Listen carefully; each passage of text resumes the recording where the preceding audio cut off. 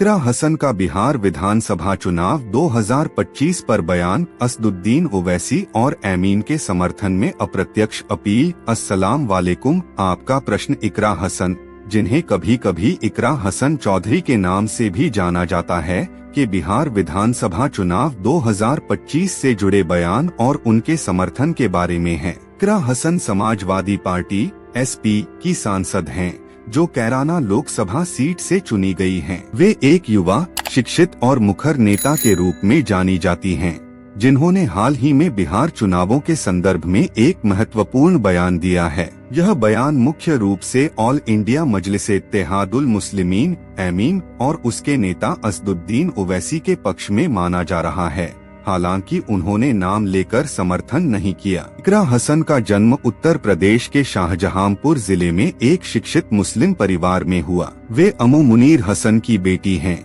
जो एक प्रसिद्ध समाज सेवी और पूर्व विधायक थीं। इकरा ने अपनी शिक्षा एमिटी विश्वविद्यालय से पूरी की, जहां उन्होंने राजनीति विज्ञान में मास्टर्स किया। 2024 के लोकसभा चुनावों में उन्होंने कैराना सीट से SP के टिकट पर जीत हासिल की, जो एक ऐसा क्षेत्र है जहां हिंदू मुस्लिम एकता की मिसाल कायम है। उनकी जीत ने न केवल SP को मजबूत किया, बल्कि पूरे देश में मुस्लिम महिलाओं के सशक्तिकरण का प्रतीक बनी। इकरा हसन की राजनीतिक यात्रा तेजी से आगे बढ़ रही है। वे संसद में विभिन्न मुद्दों जैसे किसान आंदोलन, महिलाओं के अधिकार, अल्पसंख्यक कल्याण और धार्मिक सद्भाव पर मुखर रही हैं। जुलाई 2025 में जब संसद के मानसून सत्र के दौरान सिर विवाद, जिसमें कुछ नेताओं ने हेडस्कार्फ या बुर्का पर टिप्पणी की हुआ, तो इकरा ने इसका कड़ा विरोध किया। इसी तरह अगस्त 2025 में उन्होंने बिहार चुनावों के संदर्भ में एक बयान दिया, जो सोशल मीडिया और न्यूज चैनलों पर वायरल हो गया। बिहार विधानसभा चुनाव 2025 अक्टूबर से नवंबर में होने वाले हैं, जो राज्य की राजनीति को नया आकार देंगे। वर्तमान में नीतीश कुमार के नेतृत्व में NDA, BJP, JDU सत्ता में है, जबकि विपक्ष में कांग्रेस लेफ्ट का महागठबंधन इंडिया ब्लॉक है। बिहार की 243 सीटों में से सीमांचल क्षेत्र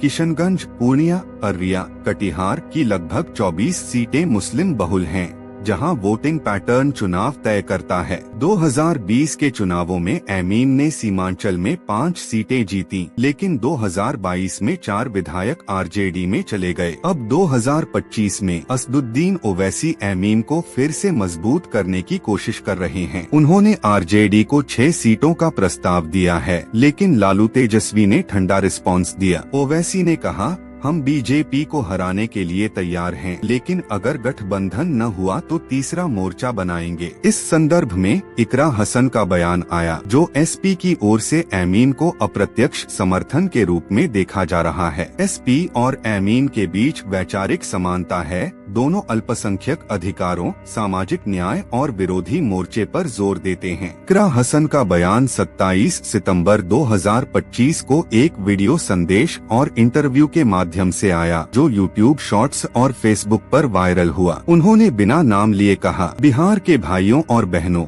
विशेषकर सीमांचल के लोगों से मेरा अपील है कि इस बार वोट अपनी आवाज के लिए दें। जो नेता साल भर आपके दर्द को समझते हैं, आपके मुद्दों जैसे बाढ़, बेरोजगारी, शिक्षा और अल्पसंख्यक अधिकार पर लड़ते हैं, उन्हें मजबूत करें। BJP की साजिशों से सावधान रहें, जो हमें बांटना चाहती है। हमारी एकता ही हमारी ताकत है। जो पार्टी मुसलमानों की सियासी आवाज बनकर उभरी है, उसके बिना बिहार का विपक्ष कमजोर हो जाएगा। मैं बिना नाम लिए कहती हूँ, उनको वोट दें जो असल में आपके साथ खड़े हैं। यह बयान एमीन और ओवैसी के समर्थन में था, क्योंकि संदर्भ सीमांचल और मुस्लिम नेतृत्व से जुड़ा था। एक अन्य वीडियो में उन्होंने तीखा बयान दिया, बिहार में सियासी हलचल मचाने वाले कुछ लोग मुसलमानों को वोट बैंक समझते हैं, लेकिन अब समय आ गया है कि हम अपनी किस्मत खुद लिखें। जो नेता दिल्ली से लेकर हैदराबाद तक अल्पसंख्यकों के हक के लिए लड़ते हैं, उनका साथ दें। फेसबुक पोस्ट में भी लिखा गया, बिना नाम लिए समर्थन इकरा हसन।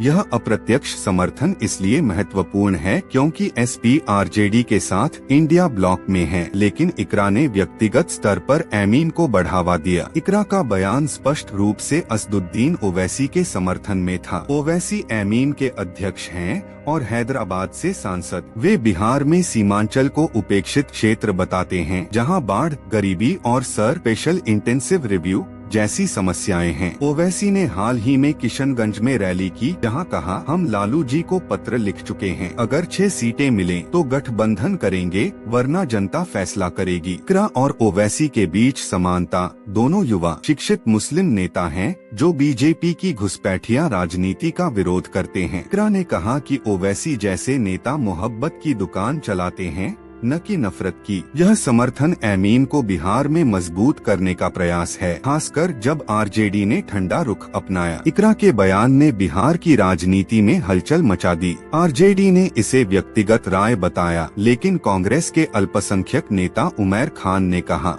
ओवैसी मुसलमानों को हाशिए पर धकेल रहे हैं। बीजेपी ने इसे वोट बैंक पॉलिटिक्स कहा। एमीन के लिए यह बयान फायदेमंद है। 2020 में एमीन ने 14.28% वोट शेयर किया था। अब इकरा के समर्थन से मुस्लिम वोट एकजुट हो सकते हैं। विश्लेषकों का कहना है कि अगर एमीन 10 से 15 सीटें जीतती है तो यह इंडिया ब्लॉक को कमजोर कर सकता है। इकरा ने बयान में कहा कि 18% मुस्लिम आबादी की आवाज दबाई जा रही है। यह ओवैसी की सीमांचल डेवलपमेंट काउंसिल की मांग से जुड़ता है। हालांकि एसपी इंडिया में है, लेकिन अखिलेश यादव ने कभी कभी एमीन से नरमी दिखाई। इकरा का बयान एसपी की स्वतंत्र छवि बनाए रखता है। इकरा एक महिला नेता के रूप में मुस्लिम महिलाओं को प्रेरित कर रही हैं। उन्होंने कहा, महिलाएं वोट देंगी जो उनके हक की रक्षा करें। बिहार में मुस्लिम वोट 17 से 18% हैं। अगर एमीन को 5 से 6% भी मिल जाए तो सीमांचल की 24 सीटें प्रभावित होंगी। बिहार चुनाव 2025 में मुख्य मुद्दे बेरोजगारी, युवा आबादी 60%, बाढ़, सीमांचल में सालाना सर विवाद, वोटर लिस्ट से नाम कटना और जातिगत समीकरण। एनडीए नीतीश मोदी पर निर्भर है, जबकि महागठबंधन तेजस्वी पर। एमीन तीसरा फैक्टर है। ओवैसी ने कहा, हम बीजेपी को हराने के लिए आरजेडी से बात करेंगे, लेकिन अगर न माने तो 50 से 100 सीटों पर लड़ेंगे। इकरा के बयान ने एमीन को लेजिटिमेसी दी। एक सर्वे के अनुसार सीमांचल में एमीन का वोट शेयर 12% तक पहुंच सकता है। इकरा पहले भी विवादों में रही। जुलाई 2025 में करणी सेना नेता पर एफआईआर हुई जब उन्होंने इकरा पर अपमानजनक टिप्पणी की। संसद में उन्होंने आई लव मोहम्मद पर कहा, यह अमन का संदेश है। ये सभी बयान उनकी साहसी छवि बनाते हैं। इकरा हसन का बिहार चुनाव पर बयान न केवल एमीन को मजबूत करता है, बल्कि पूरे विपक्ष को चुनौती देता है। यह मुस्लिम वोट की एकजुटता का प्रतीक है। अगर ओवैसी 6 सीटें पाते हैं तो गठबंधन संभव, वरना तीसरा मोर्चा बनेगा। बिहार की जनता का फैसला 2025 में सब स्पष्ट करेगा। यह बयान लोकतंत्र की खूबसूरती दिखाता है, जहां एक सांसद दूसरे नेता का समर्थन कर सकती है। इकरा की आवाज नई पीढ़ी के लिए प्रेरणा है।